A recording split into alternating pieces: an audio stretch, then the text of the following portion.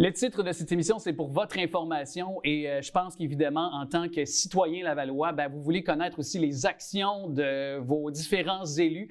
Il est d'ailleurs membre d'Action Laval, conseiller municipal dans le district de Saint-Bruno. Très heureux d'accueillir David Decotis qui est avec nous. Bonjour. Bonjour, merci pour l'invitation.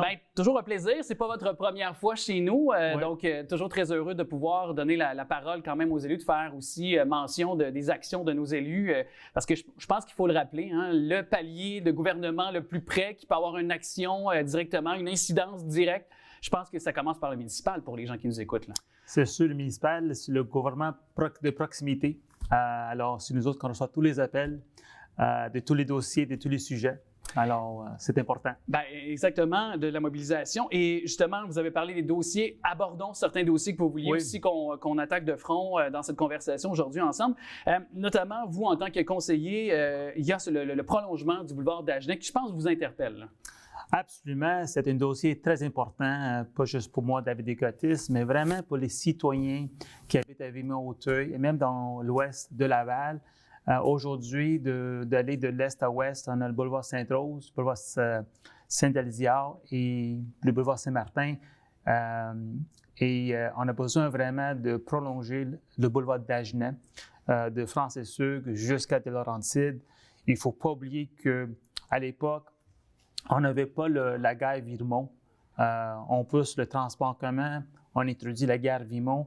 Le matin et le soir, la rue Belle-Rose et il y a plein d'autos, la congestion sans arrêt. Alors, quand j'étais élu en 2013, j'ai mis sur le plan le prolongement de la rue d'Agenais. On avait déjà commencé à regarder comment on fait ça. Est-ce qu'on va exproprier certains terrains avec le ministère des Transports ou provincial? Qu'est-ce qu'il faut faire? On s'alignait vraiment pour le prolongement. Et malheureusement, quand M. le maire, M. Stéphane Boyer, était élu en 2021, il a mis ce plan en attente. Je lui ai posé la question au dernier conseil municipal, est-ce que c'était une priorité pour vous, le prolongement de la boulevard d'Agenais? Et la réponse était non, pour lui, ce n'est pas une priorité. Alors, nous sommes... Mais pourquoi pensez-vous que ce n'est pas une priorité pour lui, pour M. Boyer? Oui. Parce que moi, je connais bien, je suis les conseils municipaux. Je n'avais pas l'impression que ce n'était pas une priorité pour lui, là. Je veux juste comprendre pourquoi pour vous, ce n'est pas une priorité pour le conseil actuel en place au pouvoir, là. Mais c'est sûr, pour moi, c'était une priorité 100% numéro 1. Pour le maire, il a dit qu'il y en a d'autres projets dans le pipeline et on a enlevé le projet du prolongement d'Agenais parce qu'on avait d'autres projets à y travailler.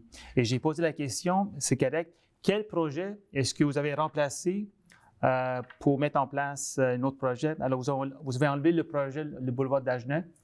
C'est quel projet qu'il avait là remplacé? Il a refusé de répondre. Il a dit, il y en a plein de projets, mais aujourd'hui, le boulevard d'Agenais, on ne le fait pas pour l'instant. OK. Mais il n'a pas clairement dit que ce n'était pas pour lui une priorité, mais quelles sont vos solutions et propositions à ce moment-là? Moi, je me mets en mode action, je me mets en mode positif, je me mets en mode vers quelle est votre proposition? Si vous étiez, vous, avec le Parti Action Laval au pouvoir, quelles seraient vos suggestions? Quelles seraient les choses que vous voudriez mettre en place, là, votre plan d'action? Bien, la première chose, il faut regarder le prolongement du boulevard d'Agenais. Super important. Encore, ça répond à beaucoup de besoins le matin et le soir. Il faut regarder les pistes cyclables qui étaient mis en service partout l'île de Ville-de-Laval. On trouve que la façon qui était mise en place est de façon irresponsable. Nous ne sommes pas contre les pistes cyclables, nous sommes pour, mais il faut le faire de façon responsable. J'ai un exemple sur le boulevard Saint-Martin. Jusqu'à date, je pense qu'il était mis en place en 2017. Honnêtement, je n'ai pas vu un cycliste sur la rue Saint-Martin. Je n'ai pas vu un cycliste sur la rue Saint-Aliziard et même pas un sur la rue Belle-Rose. Ce sont des endroits très dangereux.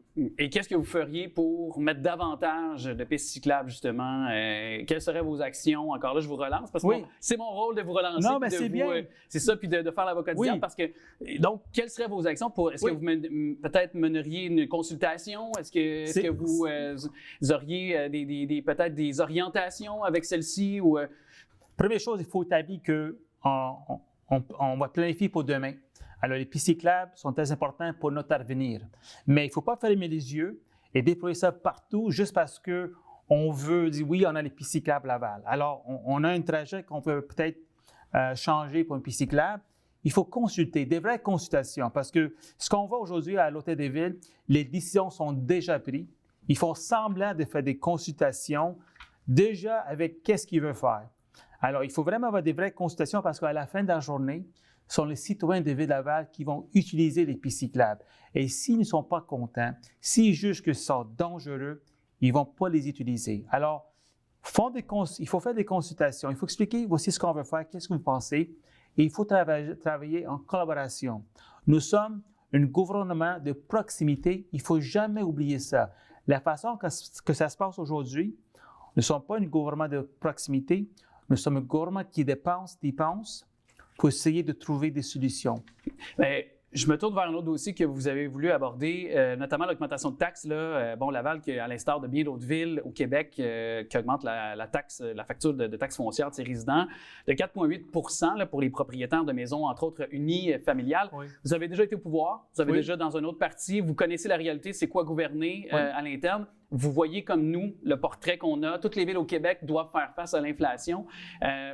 Je vous lisais sur certaines tribunes, vous reprochez à l'administration Boyer d'avoir augmenté les taxes, mais on se comprend, on est dans un système, les villes, s'ils veulent pouvoir continuer d'offrir les mêmes services aux citoyens de la même qualité, on n'a pas eu le choix pour les différents conseils municipaux. Là. Je ne sais pas si vous êtes d'avis de moi, là, mais je veux dire, il me semble que l'addition ou la soustraction se fait de manière assez logique. Oui. Bien, je comprends votre point de vue. Moi, j'étais déjà vice-président du comité exécutif, j'étais président de STL, j'étais président de Laval Technopole. Je comprends comment le budget de la ville marche et fonctionne. La ville de Laval est une des plus riches villes au Québec. Si on parle de revenus qui rentrent dans les coffres de la ville, nous sommes la plus riche ville au Québec. Alors, l'argent rentre et on n'a pas les mêmes services comme avait en avant. J'en ai juste un exemple, le déneigement. Pourquoi? Parce qu'il n'y a aucune imputabilité à la ville de Laval. Aucun. Aujourd'hui, les fonctionnaires, ils n'ont pas peur de travail ou de ne pas travailler. Imputabilité, zéro. OK. Est-ce qu'il y en avait avant, quand vous étiez au pouvoir? Il y en avait quand j'étais au pouvoir, moi, j'ai posé les questions au comité exécutif. Et chaque fois que je posais les questions qui dérangeaient les fonctionnaires, le maire de Laval, Marc Demers, il disait dans mon oreille, « Go take a shower », en disant, calme-toi, pose pas les questions. Puis moi, j'ai répondu, c'est eux autres qui nous nourrissent. On veut les vraies informations parce qu'à la fin de la journée, moi, je suis imputable à mes citoyens. Je comprends. Qu'est-ce que vous proposeriez? Parce que je le disais, toutes les municipalités du Québec doivent faire face actuellement à cette situation. L'inflation est galopante, c'est omniprésent, c'est même mondial. Qu'est-ce que vous, à votre parti, et je ne veux pas non plus trop vous rentrer dedans, là, dans l'expression, mais je veux dire consacrer, mais je veux dire, je m'imagine mal ce que peut-être votre parti aurait pu faire à l'instar de bien d'autres conseils municipaux à travers le Québec qui n'ont pas trouvé de solution. On doit faire face à la même situation. Alors, je dois vous relancer parce que c'est indéniable. On fait face à ça. C'est bien parce que je veux que tous vos audiences, ils comprennent la situation à Laval.